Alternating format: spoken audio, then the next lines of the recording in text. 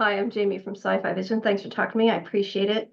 So, there's really two sides to the show. I mean, you have kind of the hedonistic, glamorous, drug club side of it, and then you have the darker parts of it. Can you sort of talk about balancing that and, maintaining that balance, I guess, for, Well, first of all, I love the fact that you're from Sci-fi-vision. much You're other stuff. clearly tapping into like our hotel owner dropping acid or something, and your background is cool. Yeah, that was actually a decision we consciously made at the beginning, which is either we could tell the millionth drug drama that you've seen in movies and TV, which though I find those very, very entertaining, is a little bit been there, done that. And we felt that by adding this owner of the hotel, who was actually a real person, we could add this comedic edge to it that if we were careful, wouldn't overwhelm the dark side of the show, but in fact would complement it and give a viewer a little bit of relief from the heavy duty stuff that's going on. So in that way, we view the show as a little bit of a unicorn, like the collision of two things that you usually don't see in the same show. So I hope we were successful. I don't know yet. Now, for you, can you talk a bit about you directing? There's some obviously really big scenes in the club and everything. Does doing with a lot of people at once, does it make it a lot more difficult, more fun? Just kind of curious your take on that when you have a lot of extras at once. Yeah, Difficult. difficult, For sure. difficult. The idea of reinventing the club, for instance, so reinventing the 70s, and not only from documented aspects of it, but it's like a expanded version of it.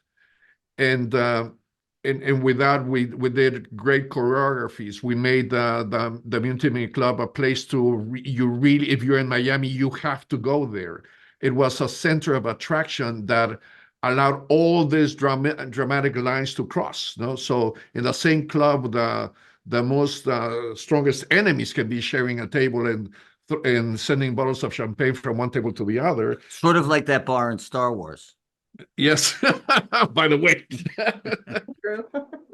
So it was important and fundamental for the story to have that place as a place to be and where all the drama can take place. No, we were talking at some point in the original idea, this was a little bit like Casablanca, where the club is the space where the drama it evolves. But nowadays, with this Latin touch, with this vibrancy, with this cultural clash, no, and I think that we were very successful doing that. I was very, very happy of how our ideas and hard work was becoming really a place that even it's only real in the screen. While we were there, we were actually in it. No, it was fascinating. Yeah, Also, Guillermo's, I had just typed lines in the script like, "Oh, the Mutiny Girls are on stage," and he came to me and he said, "Well, hold on, what we have to cast the Mutiny Girls."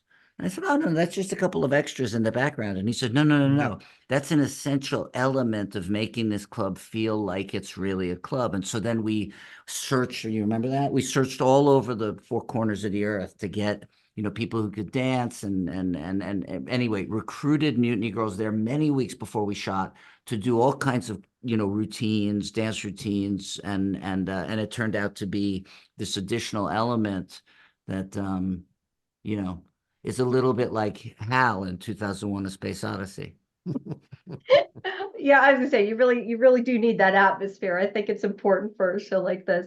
Can you talk about the also balancing sort of bringing in some real life people versus? I mean, obviously a lot of this is fictionalized, but you have some real life stuff in there. Can you Yeah, talk I about mean, the Roman Comte's son, Maurice Comte, worked with us on Narcos and told me that his dad was the general manager here. And it was kind of fascinating. It felt, a little bit like Casablanca, the movie, where a guy is got the backdrop of World War II and all these competing interests. And we were suddenly like, wow, this is Casablanca on cocaine. This the backdrop is the war on drugs, and there are all these competing factions at the club. So yes, while while Roman's situation, having to spy on his brother, who's the biggest coke dealer, while pursued by the DEA or by leveraged into it by the DEA, that's a fictional construct in order to create drama. But most of the characters you see, including that club owner, are based on real people. Right, great. Well, thank you.